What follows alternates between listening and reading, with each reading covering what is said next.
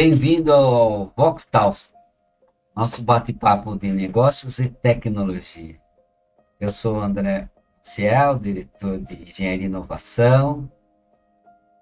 Márcio Rodrigues, nosso colega aqui do dia a dia, arquiteto de soluções.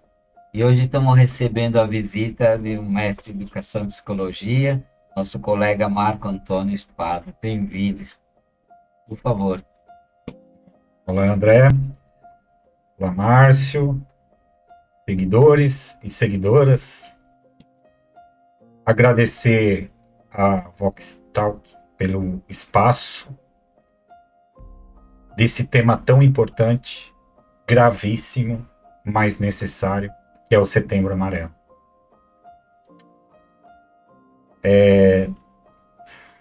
São aproximadamente 700 mil mortes por suicídio no mundo durante um ano. E falando do Brasil, a gente está falando uma média de 14 mil. Então, o nosso podcast aqui ele vai durar em média de 30 a 40 minutos. Certamente uma pessoa vai se suicidar, vai tirar a vida no Brasil nesse tempo que a gente vai fazendo o podcast. Por isso, essa quebra de tabu de estar falando desse assunto tão importante. Então, o professor Marco agradece de coração esse espaço que vocês estão dando para a gente a falar desse tema Setembro Amarelo. Um tema tão delicado e importante, né, Márcio? Professor, a gente sabe que é um tema muito sensível, né, que a gente, na verdade, se preocupa. Eu acho que cada ano que passa é uma situação que preocupa, né? Preocupa a humanidade aí como um todo, né? Preocupa todas as pessoas. E, né, aproveitando aqui, né, professor, que você está aqui, a gente gostaria de saber, assim, mais ou menos, né, como que surgiu, né, essa ideia do Setembro Amarelo, né? Como que começou esse movimento no mundo?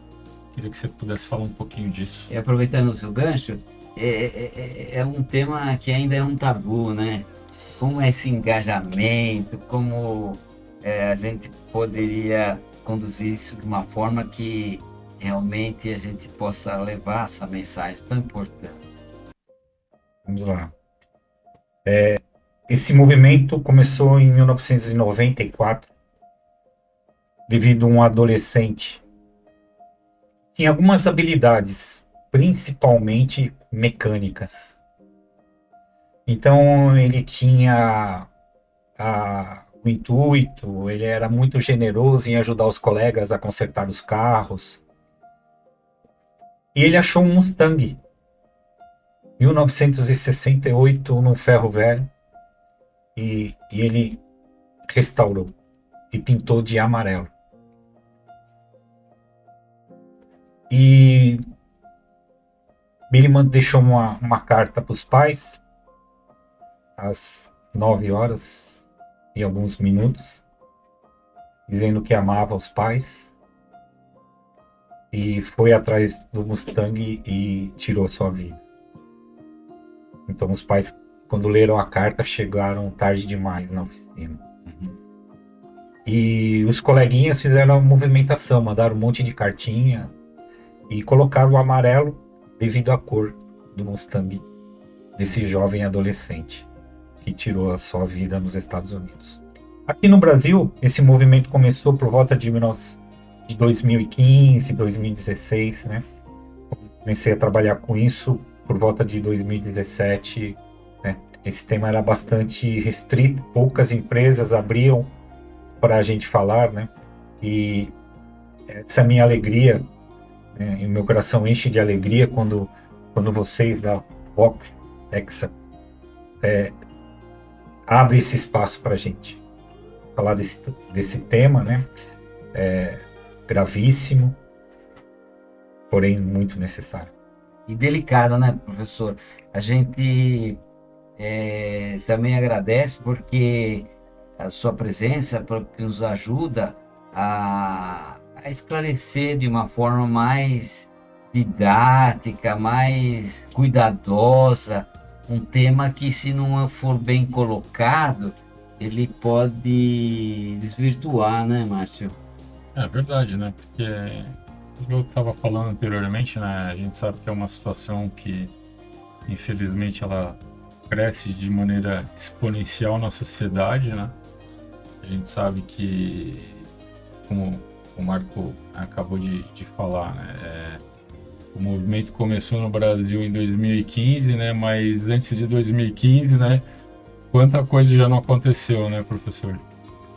Quanta coisa não aconteceu anteriormente, né? E como tem sido esse engajamento na sociedade, professor?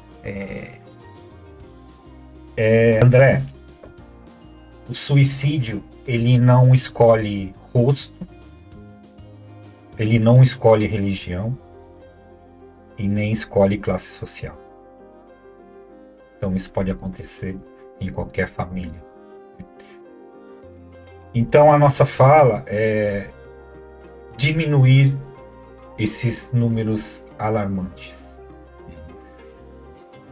E uma das coisas assim que a gente tem por objetivo é levar as famílias, pais, né, a esse entendimento desse problema tão sério. Então eu dei de presente para o André a caixinha das emoções. O Márcio vai chegar essa caixinha para ele também. Tá? Então eu acho que a gente letrando os nossos filhos, letrando emocionalmente os nossos filhos, acho que é um grande caminho. Outro caminho, André, é o diálogo. Então, Márcio, como é importante a gente ter um diálogo franco e aberto com os nossos filhos. Bom, e agora, como estou num ambiente organizacional, né, eu vou dar ênfase à minha fala nas organizações, se vocês me permitirem. Sim, claro. Professor, para nós é um motivo de muita alegria, cada vez aprender mais. Eu acho que a função principal do gestor, André, é cuidar dos seus funcionários. Então, acolher é cuidar. E eu acho que a gente consegue ter isso com um simples gesto de um bom dia, de uma boa tarde, ou de uma boa noite, apertando a mão dos seus funcionários. Olhando no rostinho deles. Porque se ele tiver algum sinal de problema, ele vai abaixar e os olhinhos vão ficar caídos. Você vai perceber que aquele funcionário está com algum problema. Então a função do gestor é acolher, é cuidar e perguntar se ele está precisando de ajuda. Eu acho que essa é a maior função.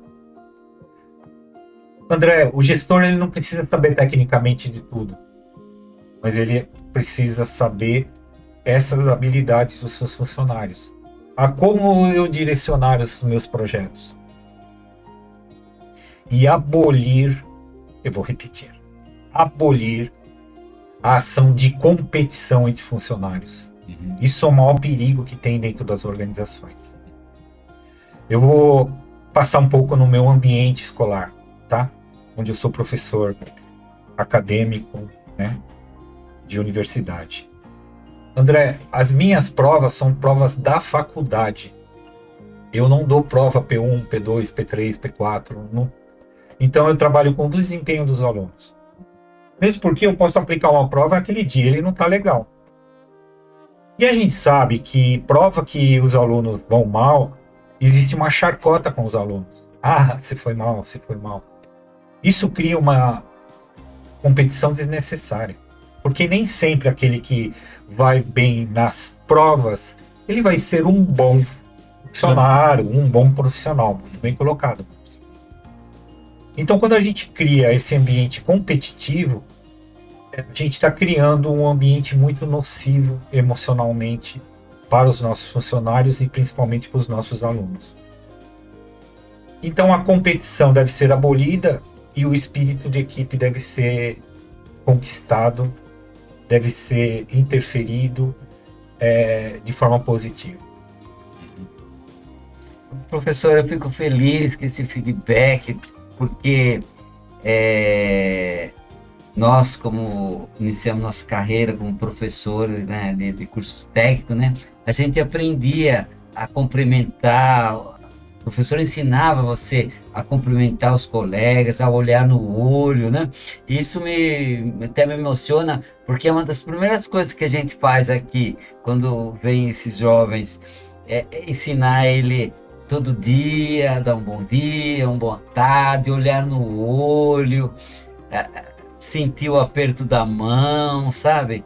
E são coisas simples que a gente trouxe de casa, trouxe lá atrás do curso técnico na década passada e que hoje ainda funciona, né, Márcio? Exatamente. E eu acho que em cima que o Marco falou, né, com relação a essa questão de evitar a questão de competitividade entre as pessoas, né, não pregar isso, não desenvolver isso dentro de um meio social, de um ambiente de trabalho, um ambiente escolar. Eu acho que uma das coisas importantes também da gente falar é muito a questão da psicologia coletiva. Eu queria falar um pouquinho disso, porque eu fui muito tempo da área esportiva, então eu sei que é o seguinte: psicologia coletiva não funciona. Por quê? Porque cada pessoa tem um tipo de resposta diferente a um determinado estímulo que você dá para ela, né? Então não quer dizer que todas as pessoas, né, entendem às vezes a mesma mensagem da mesma maneira. E isso a gente percebe muito quando a gente fala de área corporativa, quando você fala com relação a gestor. Porque às vezes o gestor chama todo mundo, né, e dá uma bronca geral.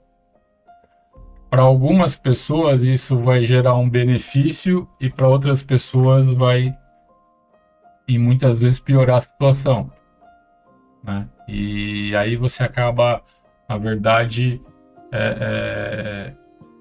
gerando um problema maior dentro do seu, né, dentro do seu ambiente, porque acaba acontecendo isso que você estava falando, Marco, com relação aos problemas, né, pessoais de cada um.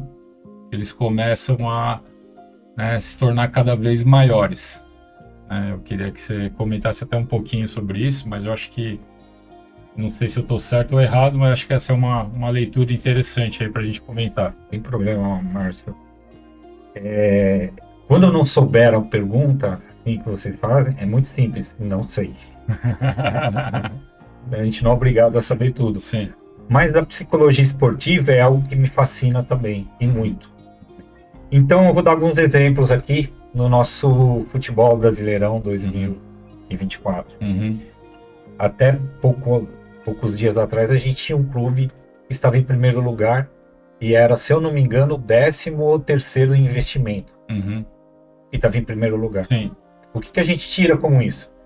Dinheiro não faz com que o clube seja em primeiro lugar. Exatamente. Certo? Uhum. Então, o que esse time que eu vou falar, que é o Fortaleza, gosto muito do técnico do Fortaleza, né? O que o técnico do Fortaleza faz com aquele time, né? Onde que está disputando 3, 4 campeonatos, né? Pouquíssimas lesões. Pouquíssimas lesões. Né? A gente vê o time do Flamengo, tem 10 titulares, 11 titulares, praticamente o time inteiro tá no departamento médico lesionado. Né? Então, o que o time do Fortaleza faz para deixar os seus jogadores sempre motivados, alegres e jogando fino da bola? Né? Eu acho importante isso, porque a gente chega à conclusão, Márcio, a sua pergunta foi muito inteligente, vou tentar chegar nesse nível, né, da pergunta, vou me esforçar bastante, mas o dinheiro não é. Não é o potencializador, né? Não é o potencializador. Né? Então, existe alguma coisa dentro daquele ambiente onde que as pessoas jogam felizes.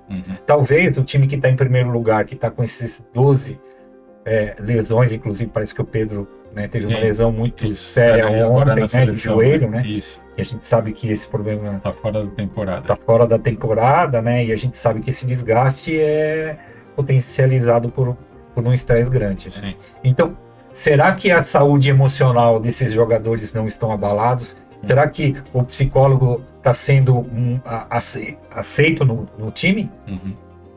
E o Fortaleza? talvez tenha, né? Uhum.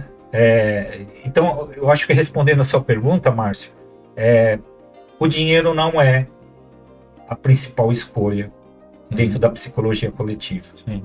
Então, existe algo que está sendo feito que não tem a motivação econômica. Uhum. Talvez um bem-estar dos jogadores, talvez um ambiente coletivo, Sim. talvez uma boa alimentação, Sim. talvez um bom psicólogo, né?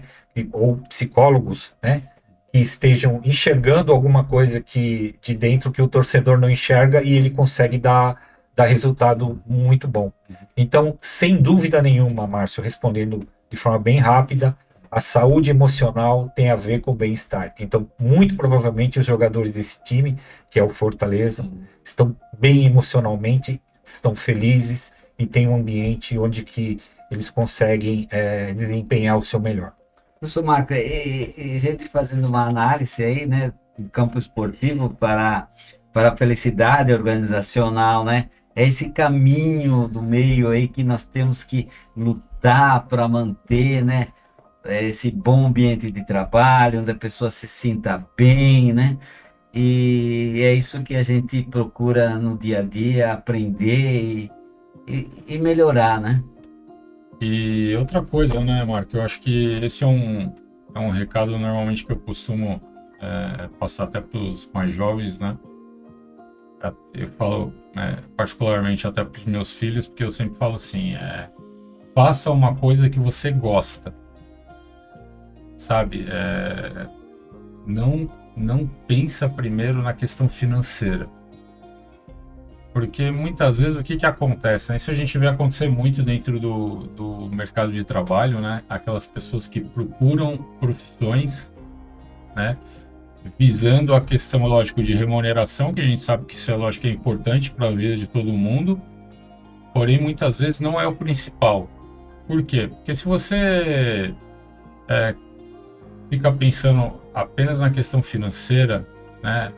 E você vai efetivamente para uma profissão que você de repente não tem aptidão, ou você não tem engajamento por ela, você vai ficar estagnado. Você vai ser um cara, primeiro, né, infeliz, porque você, né, não vai estar feliz toda vez de manhã, a hora que você levanta para ir trabalhar, porque você vai estar totalmente descontente com aquilo que você faz. E muitas vezes a pessoa vai começar a entender essa questão que a gente está falando do dinheiro, né? É exatamente a hora que a pessoa começa a enxergar que o dinheiro não é tudo. Então, assim, eu acho que é uma coisa que eu sempre falo para os meus filhos, falo para os mais jovens, que eu acho assim, procure uma coisa que você gosta. Porque a partir disso você vai conseguir ter autodesenvolvimento naquilo, né? Você vai ser uma pessoa com um diferencial. Porque muitas vezes a desculpa de todo mundo sempre é a qual, né? Eu não vou para essa área porque essa área está saturada. Mas na verdade a área não está saturada, né? Se você tiver diferencial. E você só tem diferencial se você gostar do que você faz. Se você não gostar do que você faz, você nunca vai ter diferencial. Então isso aí, na verdade, é uma coisa que a gente enxerga muito no mercado, né? Se você puder falar, eu acho que, né, nas empresas, né, em várias empresas que você provavelmente tem oportunidade de ir, você encontra muitas situações desse tipo, né, Marco?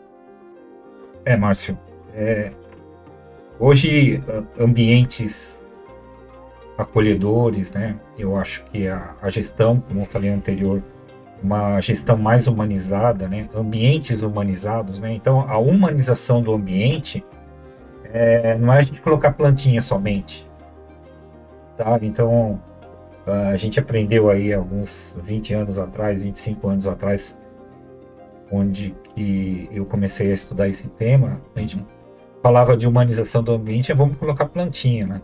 A gente sabe que isso é muito mais que isso. Claro que a plantinha ajuda, a luz solar ajuda bastante, né?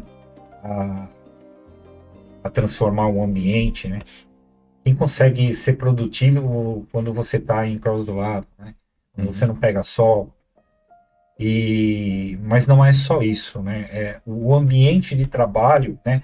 O ambiente de trabalho é da autonomia e da confiança para os funcionários, né? Eu acho que a confiança, né? Já que estamos num ambiente técnico aqui, né?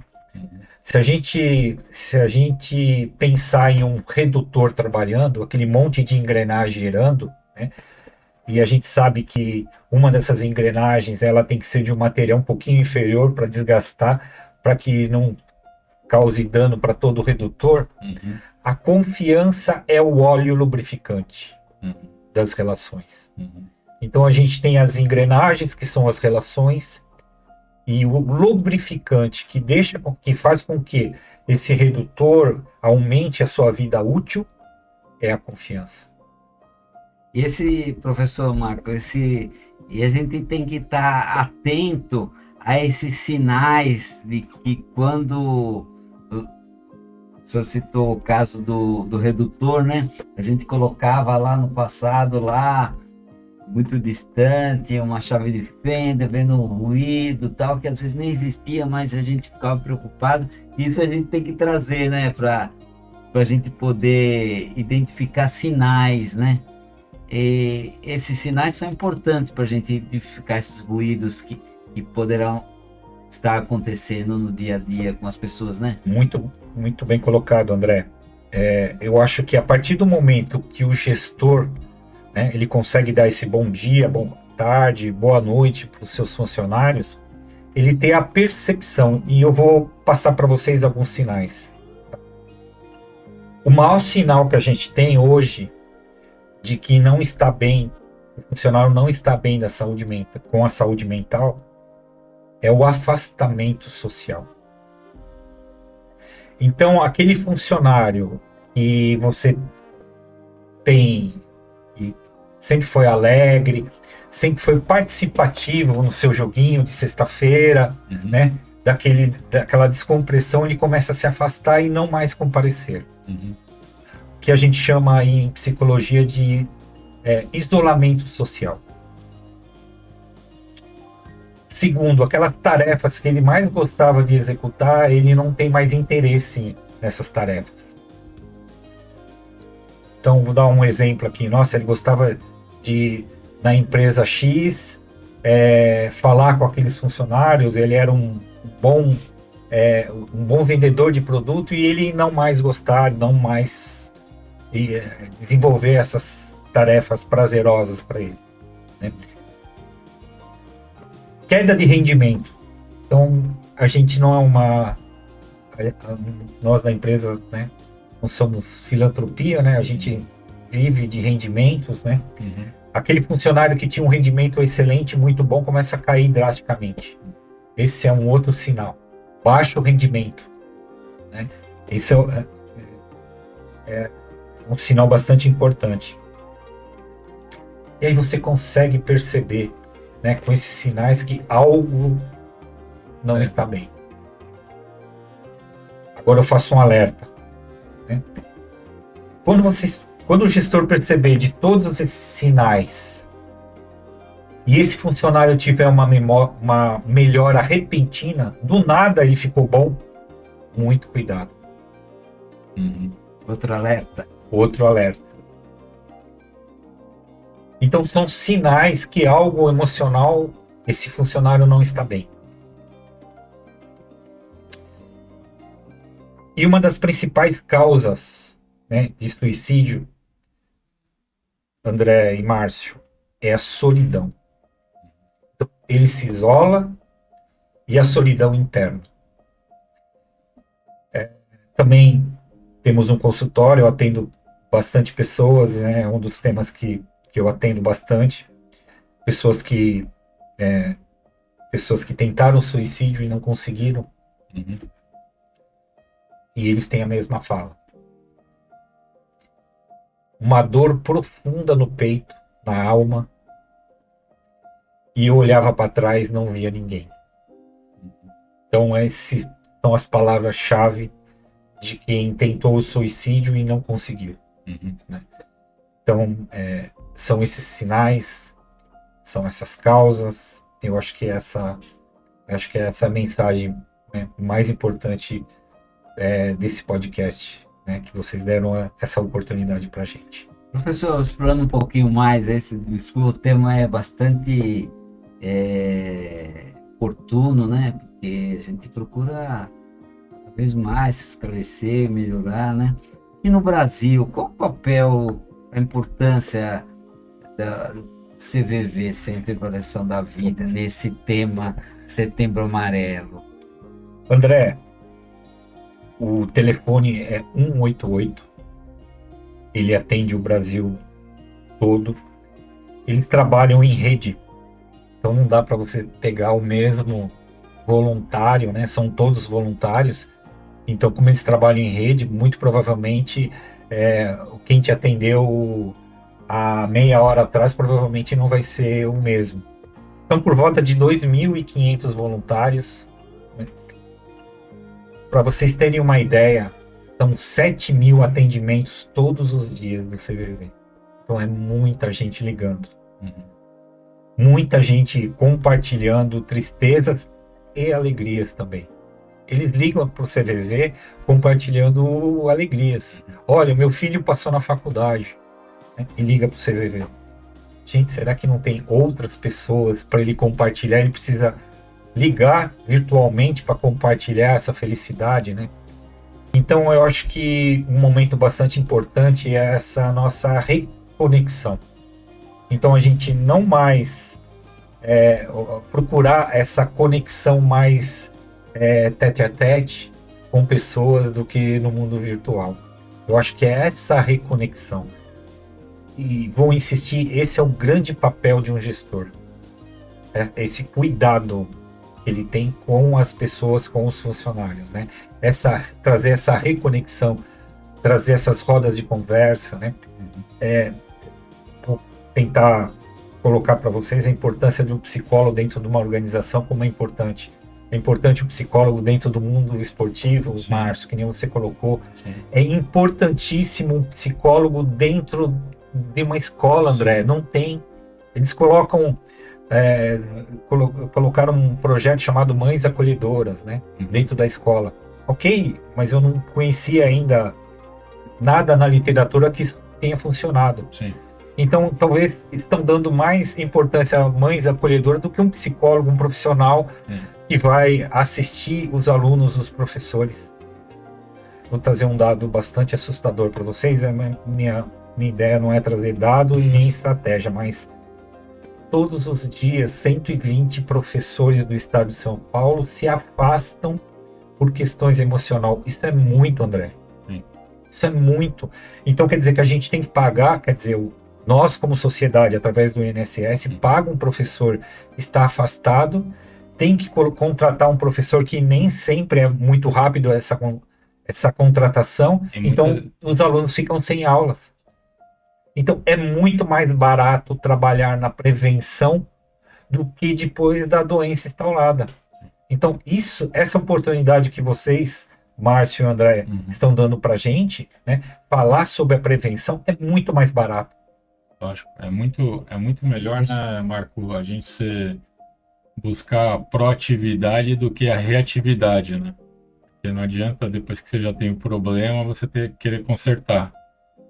Essa questão que você falou dos professores é muito importante, principalmente porque você falou, você afasta um professor, né, por questões emocionais, e muitas vezes você acaba trazendo outro que muitas vezes não está nem tão preparado, né, e de repente não consegue entregar o suficiente que o aluno precisa. E a gente tem observado que muitos desses professores, gente que atua nessa área, né, não conseguem mais retornar e são deslocados para cargos administrativos